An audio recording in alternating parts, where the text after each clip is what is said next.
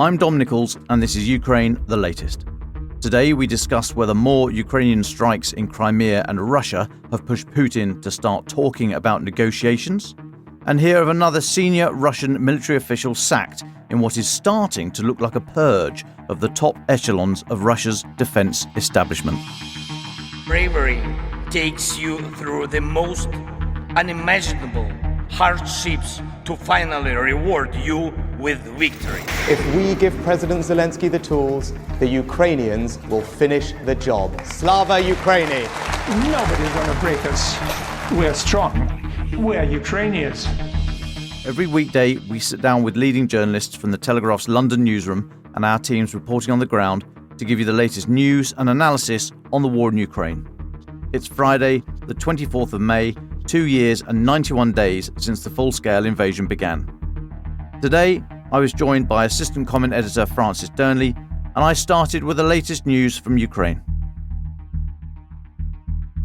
Not a lot of movement on the front lines, including Vovchansk and the area to the northeast of Kharkiv. However, quite a lot of stuff going up in smoke in Russia and Crimea.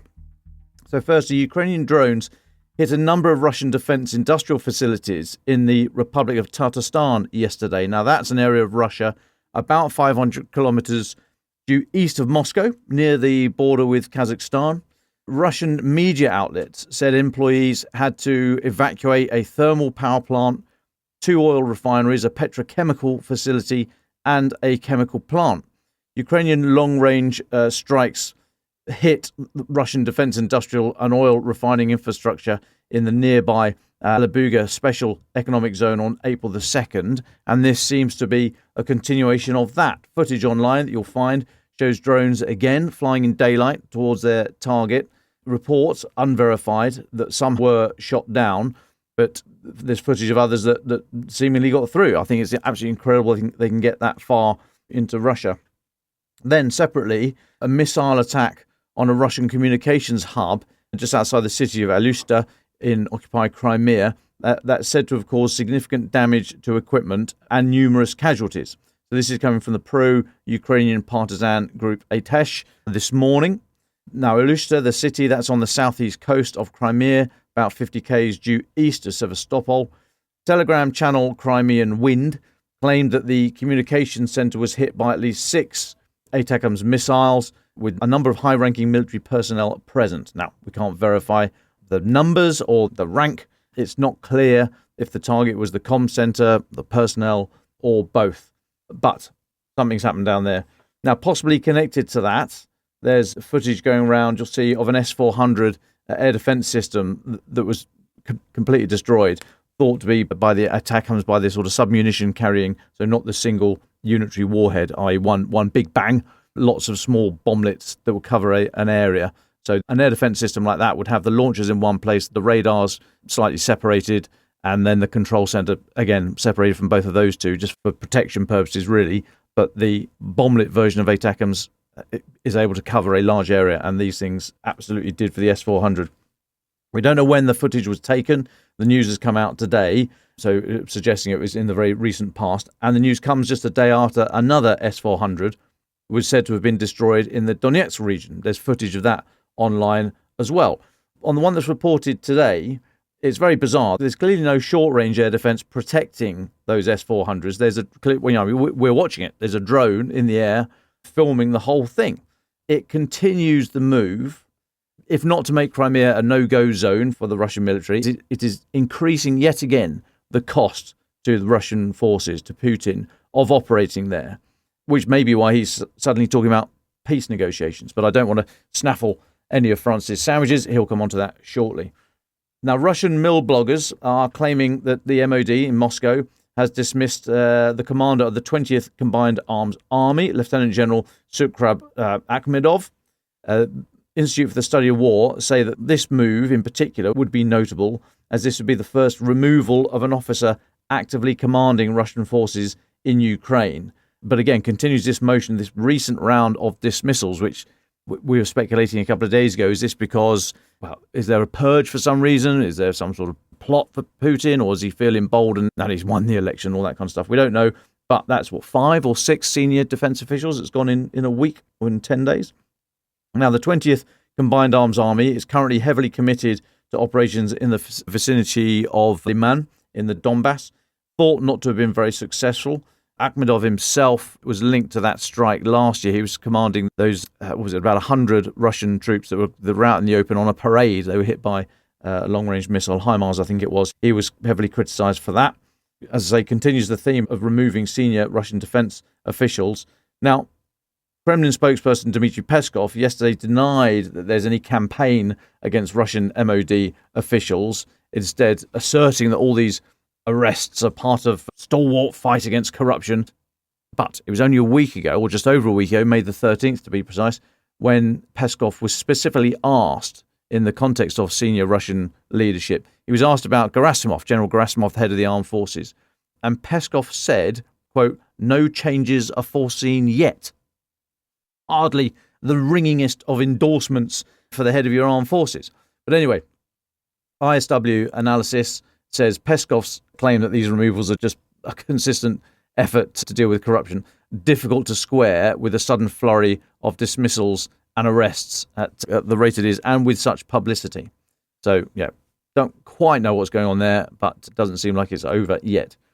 Next one for me, the Estonian Police and Border Guard Board said yesterday that on the previous night, so the night of Wednesday, Thursday, Russian border guards removed 24 buoys being used to mark shipping routes in Estonian waters in the Narva River. That's the river that demarcates the international border between Estonia and Russia. It's in the far northeast of Estonia, equidistant between Tallinn, which is about 100 km to the west, and St. Petersburg, 100 km to the east.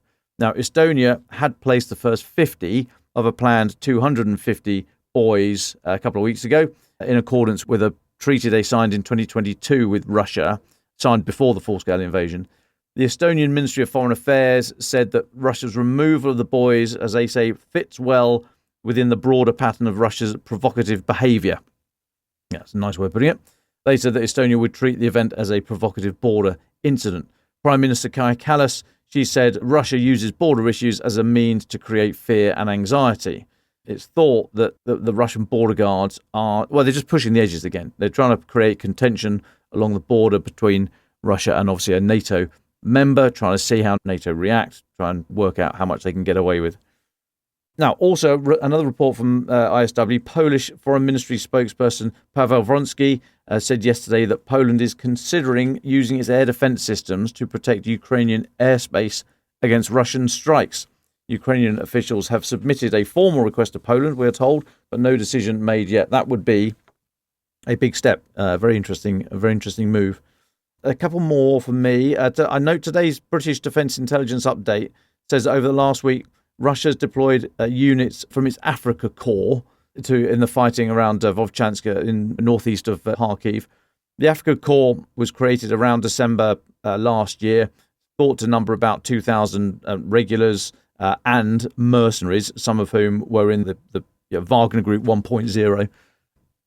Africa Corps detachments are thought to be operating across Syria, Libya, Burkina Faso and Niger. Russian MOD almost certainly redeployed detachments from the Africa Corps through last month in preparation for the offensive in the north. It's highly likely, this is British Defence Intelligence saying, highly likely that Russia is reinforcing its war on Ukraine with resources previously assigned to Africa. And I just note there is obviously quite a lot of speculation and some pretty reasonable evidence, I would suggest, that Ukrainian forces are operating in Africa, Sudan in particular, as part of a campaign by Kyiv to hit back at Russian interests wherever they can. And I think that the consideration is that they are having a go at the new-styled Wagner Group. But there's much speculation that Russian military intelligence, the GUR, are operating in Africa against Wagner.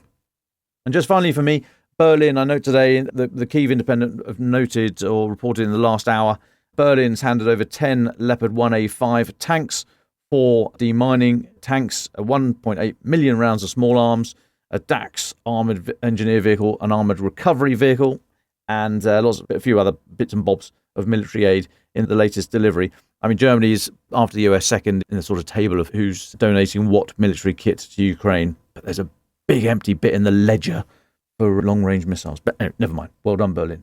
Now then, quite a whistle-stop tour there. But Francis, I didn't mean to steal your thunder, your sandwiches thunder earlier on, mixing my metaphors. But what can you tell us about this? Well, is peace about to break out? Is Putin a reformed man? Thanks, Dom. I don't know what you'd do to my sandwiches even if you did snaffle them. As we all learnt from the trip to Ukraine, you don't eat. You resort to feeding your pizza to dogs.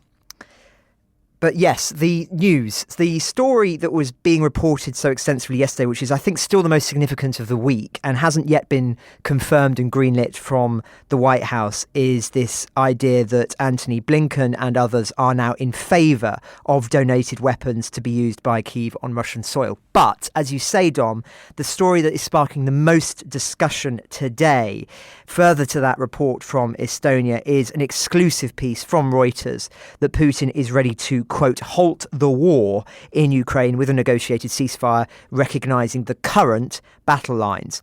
So that is coming to 4 Russian sources who Reuters say are familiar with discussions in Putin's entourage.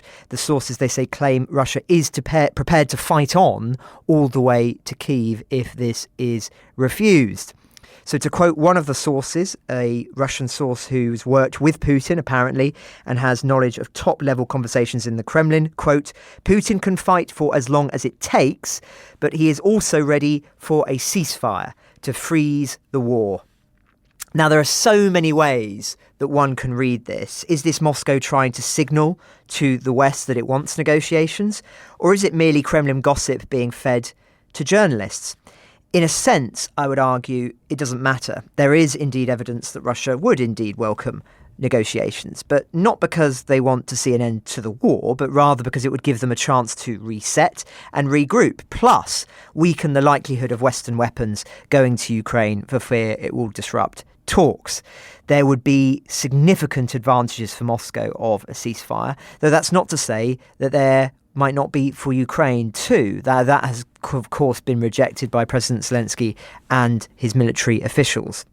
It bears repeating that almost every Russian expert we've spoken to on the podcast, including some of the most distinguished in the world, do not believe that Moscow would uphold to the principles of a ceasefire.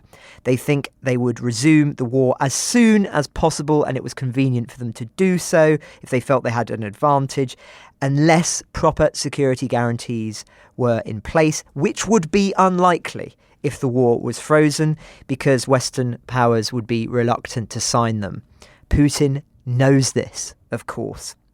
My own view, for what it's worth, is that this is Moscow trying to sell a weak position as a strong one. It wants to appear conciliatory for all the advantages I've just mentioned, when in reality it must know that it cannot outlast a united West in a long war, nor, despite what it threatens, is it capable of a march on the capital of Kyiv anytime soon. Just look at the losses Russia is suffering on the front lines right now. Both sides are fighting an attritional war with major advances appearing less and less likely from Moscow's perspective, with each passing day now that American weapons deliveries are en route and permissions given to attack targets on Russian soil by Britain, Latvia and potentially, as I say, the United States, so that's not been officially confirmed yet.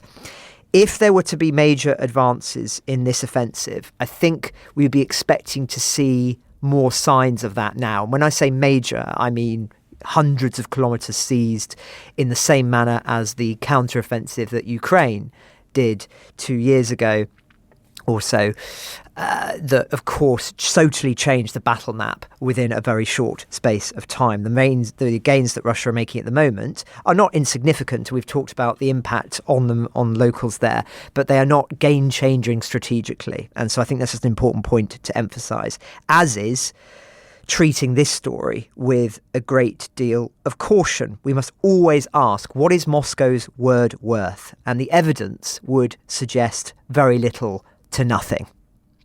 Now, just staying on Russia before turning to Ukraine, Moscow has denied a claim by Donald Trump that he'll use his personal relationship with Putin to free Wall Street Journal journalist Evan Gershkovich, that reporter who's been held for more than a year in Moscow, despite no date being set for his trial on alleged spying charges, something the Wall Street Journal denies. Trump said on his Truth social platform yesterday that Mr. Gershkovich would be freed immediately after the US election if he wins, adding, Putin, President of Russia, will do that for me, not for anyone else, and we will be paying nothing. That's a direct quote if you didn't get that. The Kremlin denied any deal with Putin and with Trump had been done. And there were punchy words from TJ Ducklow, a Biden campaign advisor, who said Trump doesn't give a damn about the innocent Americans unjustly imprisoned by Putin. He has called journalists enemies of the people and pledged to imprison reporters whose coverage he doesn't like. Not all that dissimilar to what is happening right now to Evan Gershkovich in Russia. It is strange, though, to see Trump starting to talk about this subject out of the blue. Has he been engaging with back channels in Moscow? That's what some people are speculating. Or is it mere campaign rhetoric? One for future historians, no doubt. Now, the other story from Moscow is that Kremlin propaganda continues to push that Ukrainian military intelligence was instrumental in that fatal attack on a concert hall near Moscow, with even its spy chief now arguing this, despite a consensus among all the major Western intelligence agencies suggesting Kyiv had nothing to do with the incident, which killed, of course, 144 people. Now, I know some of you would say, well, of course they would say that. It would be far too damaging for the alliance if Ukraine had any involvement, so the West would just deny it if they did believe it. But bear in mind, if Western intelligence services really believed that Kyiv was in some way involved, I can guarantee that it would have leaked by now. The fact there has been no such story, I think, speaks volumes as to the validity of these claims by Moscow. It's far more likely, I would posit, that the FSB bungled it, they made a mistake, and it's far easier for them to blame a government that they're at war with rather than a group of terrorists, which appears more embarrassing, as well as, of course, there being huge propaganda advantages for the war effort if they claim, as they are, that Kyiv is behind it. But turning to Kyiv and its allies now, Zelensky, as he often does, has made a surprise visit to the front line, arriving in Kharkiv amid the renewed Russian offensive there. The entire city and region deserve our support, he said, gratitude and respect, as does every Ukrainian community and person who refuses to give in to the enemy. He posted that on X, along with footage of him shaking hands with officials there. Now, another interesting story which speaks to Kyiv's predicament at the moment, particularly in relation to the manpower crisis, is that Ukraine has started releasing prisoners to serve in its army. This is the scheme that was signed into law by Zelensky last week, with officials believing the new measure could free up to 20,000 prisoners to be mobilised. Now, I know what you're thinking. Isn't this just echoing exactly what Moscow did with all of those tens of thousands of convicted rapists and murderers, etc.? Not really. And the reason is that this is applying much, much stricter criteria, with only Ukrainian prisoners with less than 3 years left of their sentence allowed to apply to be mobilised for special units in the armed forces. Politicians are insisting that anyone convicted of murder, rape or other serious offences will be blocked from service, as will former high-ranking officials found guilty of corruption. So this is, I think, quite clearly, whilst obviously a story that is totally understandable as being one that is leading to people being quite critical of Ukraine and crying hypocrisy when there was so much criticism of what from Ukraine of what Moscow was doing with its prisoners, that this is still quite a different scheme that will lead to, I think, quite a different outcome in terms of the numbers, but also the kinds of people that are being released. I think the implication is this will be sort of people involved in embezzlement or other things like that, rather than violent crimes. As an aside, just whilst we're on this subject, the number of people locked up in Russian prisons dropped by 58,000 last year, according to Russian independent media. A substantial drop, and I think we can guess where many of them now are, either at the front or in the ground. And just quickly, Dom, some rapid-fire stories. The US is expected to announce an additional $275 million in military aid for Ukraine today, the fourth instalment of aid after the aid package was passed, that all-vital one. The Biden administration, of course, promised to supply a regular flow of weapons to the front lines as swiftly as possible, and this obviously would play into that. Another important story, the first batch of Ukrainian armed forces pilots have graduated from F-16 training at an Arizona military base, according to the Air National Guard.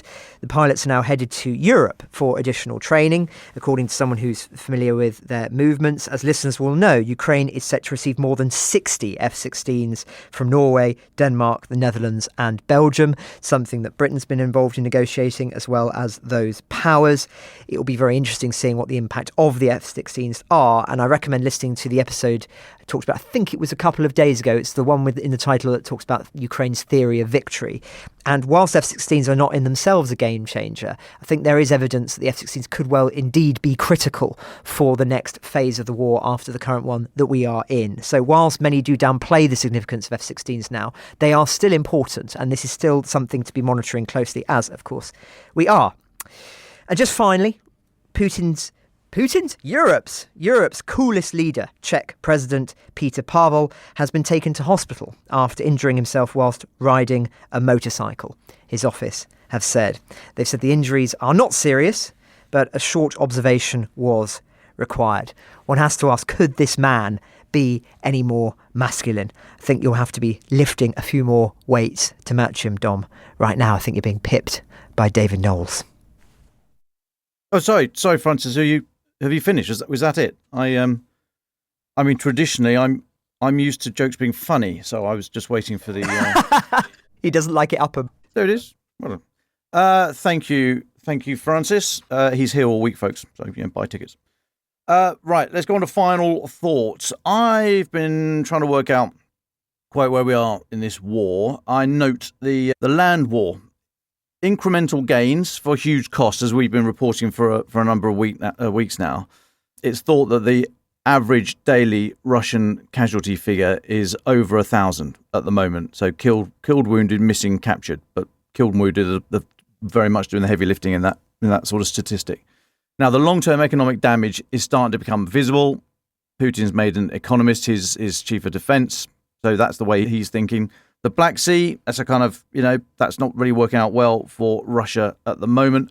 There are strikes inside Russia. We think the oil processing capacity, the last stat I saw, I think it was Bloomberg. I can't remember if it was, I think it was Bloomberg, was saying it's down by 13%. Not huge, but, that's still a number and going up. So all that is the context to what we've been talking about today with these potential, well, it's not, I don't think it's even potential peace negotiations, but Putin wants to try and portray himself as the sort of conciliatory figure here, and pesky old Zelensky who's continuing the war. But I think if he is serious, if this progresses, this charade, if you like, of peace negotiations, I think we should keep an eye out for more nuclear saber rattling, because he would just try and see if that would get the West to, well, possibly willfully believe that Putin is serious about negotiating. So I think they'll try and ramp it up a little bit, just as he is along the edges, as we heard in Estonia. They're trying to push the edges geographically, see what they can get away with NATO. I think there'll be a little teaser here, a little tester to see what he can get away with in policy terms, and I think that's going to come down to some nuclear saber rattling. So we'll hear more from the usual talking heads and the Medvedev and all the rest of it. But I think that's what we should keep an eye out for. But just make no mistake, take a step back. And yes, of course, the violence on the ground is still extreme and a huge number of people are dying. But actually, the war is not going anywhere fast. The land war, and of course, the whole thing is much more than just what's happening on the ground. And it's not a great picture at the moment for Russia. So I wouldn't be surprised if he does see how far he can push this sort of peace negotiation tactic for a little while before he tries something else. Anyway, Francis, if you've recovered and your sides are no longer split from the outbreak of mirth, what's your final thought for the week? Thanks, Dom. A slightly different final thought to end the week. Registering the impact of this war on Ukraine's wildlife. Migrating eagles are apparently avoiding flying over war-torn Ukraine, experts have discovered, deliberately avoiding the conflict. Remarkable story, this. So between March and April, the greater spotted eagle leaves its wintering areas in southern Europe and East Africa and heads north to important breeding grounds in Belarus. Shame they couldn't go to Poland, really. It's just next door.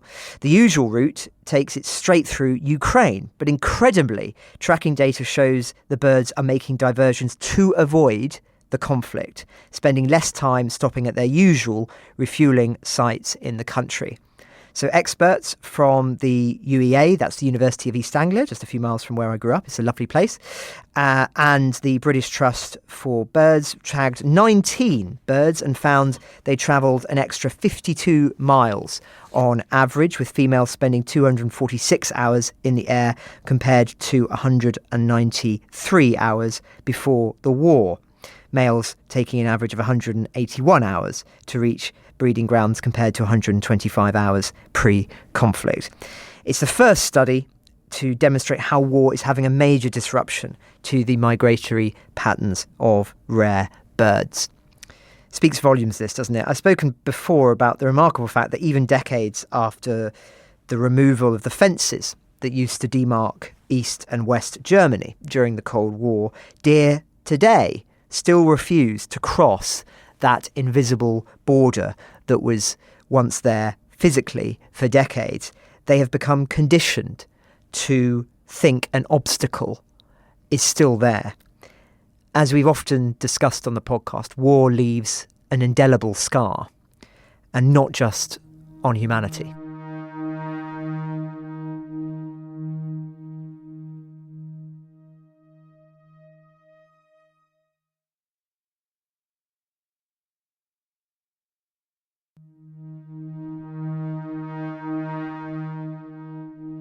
A few weeks ago, David interviewed Scottish freelance journalist Jen Stout.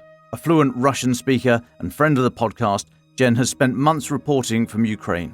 Her new book, Night Train to Odessa, is out now, so do head to the links in the show notes if you're interested. She spoke to David about her time in Kharkiv, why she loves the city so much, and the realities of reporting as a freelancer from Ukraine. Here's their conversation. Jen, it's such a pleasure to see you again. Can we start just by talking about your recent trip to Ukraine? Where did you go? First, I went to a camp for kids from the east. There's a lot of these projects going on in the Carpathian Mountains because it's relatively safe there. There's not a lot of strikes. Of course, sometimes there's still sirens, but this was way into the countryside, so you really couldn't hear the sirens. It was like stepping out of the war, and obviously just a very beautiful, picturesque place. This was a project run largely by people from Kharkiv, actually, and it involved a Scottish musician, Nigel Osborne, who's a composer, and he's been pioneering these methods of music therapy in war zones for many, many years. He worked in the Balkans, he's in Lebanon frequently. And so they took kids from frontline villages, from deoccupied areas, and gave them this week in the mountains where they would sing and create songs and do lots of other kind of art and puppetry as well. And it was just a sheer delight, David. It was a lovely, lovely place with incredible people. And the kids were really interesting, very resilient, and, clearly needing a break. You said it was like stepping out from the war. Can you paint a bit of a picture for us? What is it like in the Carpathians for those of us who haven't been? Well, you go to Lviv, and Lviv's a big very bustling city now. There's so many people there and the traffic's quite mad.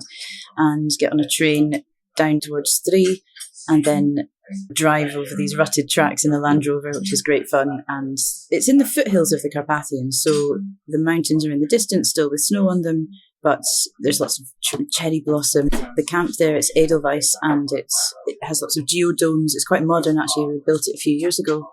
And just an incredible sense of peace, and it's so strange because you're reading the Telegram channels, you're reading the news, and you can see that there were strikes that night. There were strikes all the time that I was there, not in the west of Ukraine, but certainly in Kharkiv. And there's sirens going off in the cities, but you're just temporarily in this other world. And I can't imagine how strange it must be for those children. That was going to be my next question. What was their reaction to coming to a place of such a peace after, as you said, the frontline villages being on the front? I was just there for a couple of days, but I talked to the organisers a lot about this, and they said that usually a lot of the issues with the kids would come after a few days. Maybe some would act out, maybe some behavioural issues, as you can imagine, of course, with what they've been through. But they really do have an impressive programme of resolving these tensions through expression and feeling, through talking about feelings, through music and dancing and art. Every single night in the camp, the kids do a presentation. So it's a very packed programme, and they would sing and dance and put on sketches and stuff. It was really impressive. Can you tell us a little bit more about the music therapy itself? Were you able to watch much of that? What were they doing exactly? Yeah, I sat in on some sessions. So Nigel and his son Rory, who are both involved in this work, they would sit with a small group of children for about an hour and just get them into different rhythms, get them moving a little bit. In one session, then Nigel would, with the kids, sort of help them to write a song. And he's speaking Ukrainian, he speaks very good Ukrainian. So he's saying, what should the song be about? And they say, oh, how about the mountains, our love of the mountains and the clear, beautiful sky. Very beautiful and romantic. I mean, I was at a music therapy session in Kharkiv last year or 2 years ago, which I made a radio piece about, with kids in a cancer ward. And it was so clever. What they did was take the kids all around the world. They say, where should we go next? What would a volcano sound like? And they do plinky plonky noises for a bear or a cuckoo. And in the camp in the Carpathians, the kids would just shout out the name of a country. And Nigel, who just somehow has all of this in his head stored up, would sing or do the rhythm or the guitar of a song from that very specific country. It's incredible what he does, actually, what's stored up in his head. Where do the kids go to after a week like this? Do they go back to where they go home? Some of them have already been displaced. Some of them are from Kherson or Mariupol. Some of them are living in places we would consider extremely dangerous and difficult, but for many, many reasons that I know you've discussed on this podcast, not everyone can or will leave those places. So it's important that they get a break from that situation. From the Carpathians, then, you went to Kharkiv, a city we know you love dearly, you've been to many times. What were you looking to find in Kharkiv going back? Just some context, it's extremely dangerous there at the moment. It is. It is. I'd actually travelled into Ukraine with a fellow writer, a fellow Scot, Gabriella Bennett, who's researching a book and trying to explain different levels of risk for people who haven't been in Ukraine before. As you know, it's quite complicated. So she stayed in Kiev and Lviv, understandably, and I decided I would go to Kharkiv, but it's the choices you need to make about which hotel you stay in, because they did attack hotels. The bigger ones have been targets, because also there's 13 12-hour blackouts. And as a journalist, you need a generator, you need the internet, you need to get some food and all that stuff so you can do your job. So you can't just stay in an apartment. And these considerations all just takes up an awful lot of your time logistically. The morning I arrived, there were strikes in the city centre. I mean, my friends there are so used to this that I was talking to Natalia Zubar, who sort of features in my book quite a lot. He's a great friend. We're on her balcony. It's very central, and the sirens are going off, and there's a big explosion, and she didn't even blink. She just kept talking about whatever she was on a roll with. But another friend of mine, Ivana, was actually a lot closer to that explosion, which later we found out was a gliding bomb. Now, these bombs are terrifying. They're so big. I mean, they're just dumb bombs that they've put wings on, a sort of basic satellite system.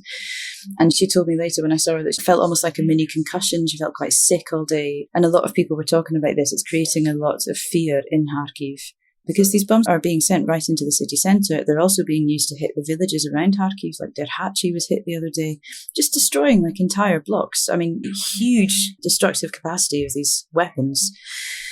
And they're also, of course, using them on the frontline positions to devastating effect, which is very, very worrying. So, yeah, the atmosphere in Kharkiv was pretty bleak. I have to say, it's not like before where people are still feeling quite determined and hopeful, because we really don't know what the Russians are going to do. Even Lavrov has mentioned Kharkiv being next in line. And whoever knows what they say and what they're actually going to do, but there is the chance they just bomb it to rubble. There's the chance they make it unlivable. I think that's the fear. So there's a lot of rumours flying around. People are reading or watching YouTube videos where there's a lot of speculation if the Russians destroy the sort of sewage system. That's it. The city is over. People leave en masse. You can live without power. You can live without certain things, and they have done for a long time. But at some point, people might have to leave. And also, people are talking about the possibility of a ground invasion. And for lots of reasons, that does seem unlikely. They weren't able to take Kharkiv last time. The terrain is very difficult for that. And also, the city would be ferociously defended, street to street. But it's that uncertainty of what's going to happen. There isn't really so much air defence to speak of. The city is just so vulnerable. Did you get any sense that some people have left already? I've noticed amongst Ukrainian friends, some people have started talking about it. I don't know anybody personally, I think, who's left. But do you detect that kind of change at all? In Kharkiv or all over? In Kharkiv particularly, but all over would be interesting. Yeah. I think I had this in Kiev as well. I think people have contingency plans in a way they maybe didn't before. Like perhaps they've got things packed a little bit more. They're making sure that the car's got petrol in it. Things like that. No one I know wants to leave. the person I was talking to, I mentioned on the balcony, I said, yeah, see, we have a plan. She's very breezy about these things. Her and our colleagues have a plan. She said, well, we'll evacuate the city if the Russians make it to, and she named a small village, and I looked it up on the map, and I'm like, that's inside the city limits. That's when you're going to leave. She's like, yeah. So, yeah, remarkable, as ever, remarkable resilience in the face of all this. Interestingly, I think the power being off for so long is actually harder than a lot of other things, because, if you're cut off, if the internet is cut off, if you're sitting in the dark and it's cold, life becomes very, very miserable quickly. There's generators everywhere, so you go to the cafe and you set up with your laptop and you can still do a bit of work and talk to your friends. But the length of the power cuts is extraordinary because they've destroyed every bit of electricity generation capacity in the region. In Kharkiv Oblast, they've destroyed the thermal heating plants. It's a dire situation in terms of electricity. And as the officials said, we could try and rebuild these things, but without air defence, what's the point? You described hearing an explosion in the distance and described one of your friends being a lot closer and it feeling like a concussion. Could you talk us through what almost like an average day felt like when you were there? How many strikes are there? What do you do when it happens? What are the reactions of people around you? Well, from your own experience, there's an air raid siren and there's an air raid siren, because usually there are channels of information that you can find out what the siren is relating to. Is it the takeoff of a MiG somewhere? Is it definitely missiles coming? Is it drones? Is it for actually going to be for a different region and you can safely ignore it? So that's partly why you'll look around and the siren's going, but people are just driving their cars and having normal life. Whereas sometimes I think more now people are going into shelters because, particularly of this threat of the gliding bombs, you can't shoot them down. You need planes. You need these promised F-16s, as I understand it. So, yes, an average day when I was there was a lot of air raid sirens throughout the day and throughout the night. I think the morning of the 11th, I woke up to a siren and almost immediately there were several loud explosions. It was quite surreal because it was just about dawn. It was about 5 a.m. And so the light was just creeping into the sky, and I was staying somewhere where there's a rooster just next door, and he's a very noisy guy, and it just started up and the explosion silenced him a bit and you could hear him falter, and it's a very strange start to the day, and the sky all lit up with orange. And I think that was the missiles hitting the power station. And it's every day, almost. It's very, very heavy. I know that several people were killed in a strike in Kharkiv yesterday. Obviously, we had the huge strike in Odessa that killed several people again the other day. And what gets me is this news. I understand why, but a year and a half ago, maybe that would have been headline news. And it just isn't now. It's just normal. Kharkiv has, as I understand it, a sort of special place in your hearts. It's one of your favourite cities. Could you tell us why? I first went to Kharkiv in 2018. I didn't really know anyone. I was on my own. And some contacts put me in touch with some other people. I met an actor called Bogdan Siniavsky. And he just spent the whole day taking me around, giving me a tour of the whole... We spoke in Russian together then. He wouldn't speak in Russian with me now, for understandable reasons. I was struck by the variation in the architecture. It's just extraordinary. It's every single style that you can imagine is piled into this beautiful historic city centre. And you can learn a lot about the history of Ukraine through that architecture, through those building styles, and the kind of ideologies at work during those periods as well. That, for me, makes it very exciting. It's also a big industrial city and a city of many universities. And that gives it a real bustling, exciting, young sense, like quite a radical feeling. It's always been at the kind of cutting edge of things, I think. Look at the Kharkiv School of Architecture, the Kharkiv School of Photography, real experimentation. There's a great feeling of like whatever the phases that comes before hipsterdom takes over. Do you know what I mean? When it's like genuinely radical and interesting and not just lots of posh people having salads and stuff. You know what I mean? It's great to see you in London. Yeah, I love London. Just very quickly before we move on, you said you're in the centre of Kharkiv. I've only been there once and I really liked it, but as I said, it was only very, very, very briefly.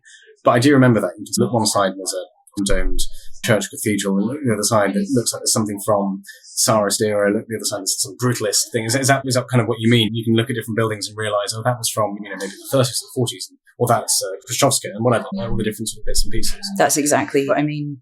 Yeah. I think that Kharkiv's significance is often underestimated or maybe forgotten. It was, of course, the capital of the Ukrainian Soviet Republic in the 1920s, and it was really the centre of that idea of the Ukrainian nation, which had such a resurgence at that time with the Stalinist policy of Korenizatsiya, of roots. It's not really a good translation. But, for a while, Ukrainian language, Ukrainian books and plays and newspapers were permitted, and it really flourished. And then, of course, they were all murdered by the NKVD. So the history there is so layered and so important to this period. It's so important to understand. It's also strategically, of course, a very important city. A lot of my friends say, well, who controls Kharkiv controls Ukraine. Why is that? It's the gateway to Donbass in that sense. It's, a huge railway junction. It's a massive hub for supplies and logistics. And of course, it's always had a lot of heavy industry, including military production as well. So we know of course, it's a huge prize in Russia's eyes. I do think there's something punitive about how Kharkiv is being attacked by Russia as well, though, because, of course, it was one of those places in 2014 where there was the Russian stirred up insurgency and thugs coming into the city centre trying to take over the administration buildings. And that was rejected by Kharkiv. But there were a lot of people injured at that time. It was a very difficult time for the city. Now, really, especially these last 2 years, Kharkiv is being cemented in its identity as a Ukrainian city. Of course, when I was reporting in Ukraine over these last 2 years, there's always so much that doesn't make it into the articles, into the radio pieces. And I keep quite a detailed diary, and I take a lot of pictures, and I often just record sound to remember the atmosphere of the place. And so I had all this material, and I sat down last autumn I was renting a house in Shetland still, and just sat down and didn't really see anybody for about 7 weeks and wrote this up and just put everything into it. All the places that I love so much. I wanted to describe them vividly and beautifully to make everyone else love them as much as I do, and to put in a lot of context. So historical context, cultural context, not in a dry and lectury way, but tell it through stories and anecdotes, because I think that is how you bring people in and you help them to understand the significance of all this. And really, it was getting to do the kind of journalism that I'd always dreamed of. I think there's 3 things we can do as journalists, and one of them is find stuff out, which is, I always love doing sort of more investigative stuff when you actually find out something new and tell people. And then there's repackaging what we already know, which, especially when I worked in TV, there was a lot of that. And that's necessary, but I got bored. And then there's being lyrical and deep. And you can combine all these things, obviously, but particularly doing more long-form writing and then putting all these experiences into the book, I got to write more deeply. And I think it's very hard to get into that kind of writing, and especially hard to get into foreign reporting, especially if you don't have the resources of some, and you can't do all those unpaid internships and all that. So I took this perhaps slightly radical route, which was when I left Russia, obviously, I just took myself off to the border of Romania and reported there and managed to pick up enough commissions, sort of paper and radio, to keep going. And that's how I ended up travelling all around Ukraine. But I mean, with a huge amount of help with Ukrainian friends and volunteers and colleagues from the foreign press as well, who would just help me out all the way along. So much of your book is your interactions with your friends, with your contacts, with people you meet across Ukraine. Who are the characters that stand out the most for you, looking back on your trips and your time there? Who stays in your memory, somebody that you will not forget? Of course, my friends, who I'm so fond of, who I love so much. Ivana in Kharkiv, Bogdan, who I mentioned, Natalia Zubar, who's just such a character. I mean, just huge knowledge of many things, but just a perfect character for a journalist. You know, she speaks with such enthusiasm and is often belligerent about things. Yeah, and they all help me to understand the bigger context. And I had that privilege of just sitting down with them. I would stick around for a week or two. They'd invite me around. We'd have a cup of tea. That kind of time that you can just sit and talk and make notes, and you're not rushing from one assignment to another. But yeah, there's a lot of people who stick in my mind. But to be honest, there's so many places as well that stick in my mind. My friend, when he helped me proofread the books, he's wonderful. And he said, "Jen, I've never known anyone to romanticize places as much as you do."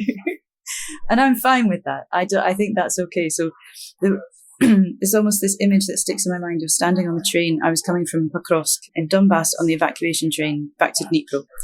And it was in the evening. We're crossing this huge, vast river.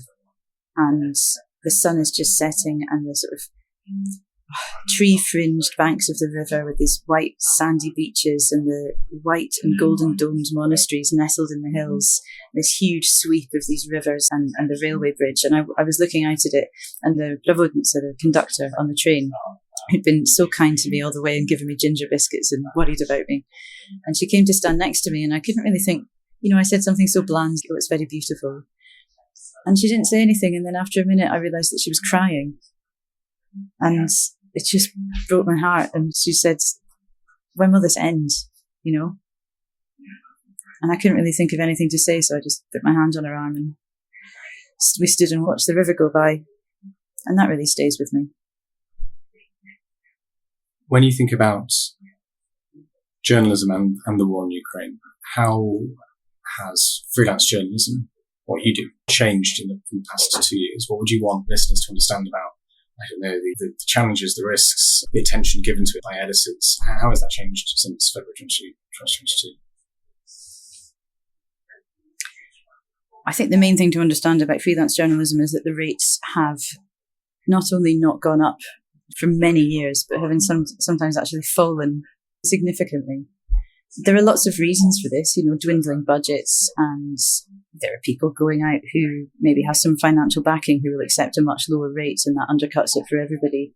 But it really is, the rates are fairly bad, I would say, for across the board. I'm not sure that's sort of that well understood. Obviously, journalism as an industry is not in great shape, and budgets for foreign reporting are less and less. So I think that is a significant thing in terms of who gets to go and report and how safely they can do it. Over the last 2 years, I mean, in the beginning, you just had to do the news. You could just stand in the middle of Kiev with a camera and point at whatever was happening behind you, and that was the news. And there was a lot of people who went as bloggers, or, a lot of what I think was not really journalism, but more like very partisan, like, here I am, here's a dead body, look, it's me again, hello, it's me again, that kind of in-your-face YouTube blogging, which I find slightly annoying. Now, of course, there's less editorial interest. I like to think that there's an appetite for the stuff I do. Obviously, I'm being optimistic about my prospects, but I think for the kind of long-form, in-depth, contextual stuff where you really do have a unique angle, I think there's more desire for that, for context and depth and nuance and storytelling. It's all about storytelling, isn't it? To reach people.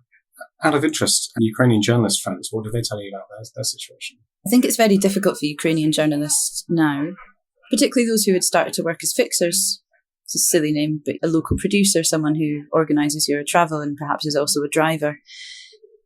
A lot of their work is through the TV crews coming and being with them on the roads for several days or even weeks at a time. There's less of that work. I mean, for so many Ukrainian journalists, they lost their job on the 24th of February. Papers just folded, everything was finished, and they had to suddenly adjust. They also had to become war reporters overnight without the requisite kit. There are organisations, again, the Rory Peck Trust is one, but there's lots of organisations who do try and help Ukrainian journalists, but you can help so much, but if the economy is barely on a lifeline, those jobs aren't coming back in the foreseeable future. So people have had to pivot or do other things, and I really feel for them. So just to finish, remind our listeners the name of the book and where they can find it. The name of the book is Night Train to Odessa, with one S, of course, and you can find it online and in all the major bookshops. Jen, is there anything we haven't spoken about that you think is important for our listeners to hear? I'm very keen that people who feel able and want to do visit Ukraine.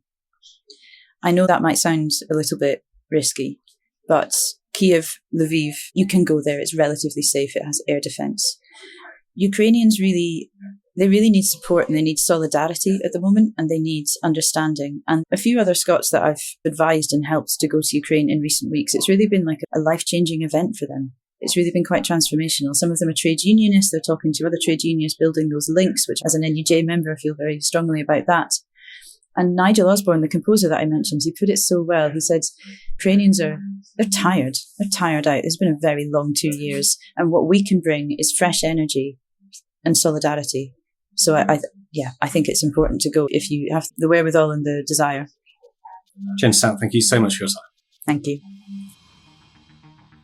Ukraine the Latest is an original podcast from The Telegraph. To support our work and to stay on top of all our Ukraine news, analysis and dispatches from the ground, please subscribe to The Telegraph. You can get your first 3 months for just £1 at www.telegraph.co.uk/Ukraine the Latest.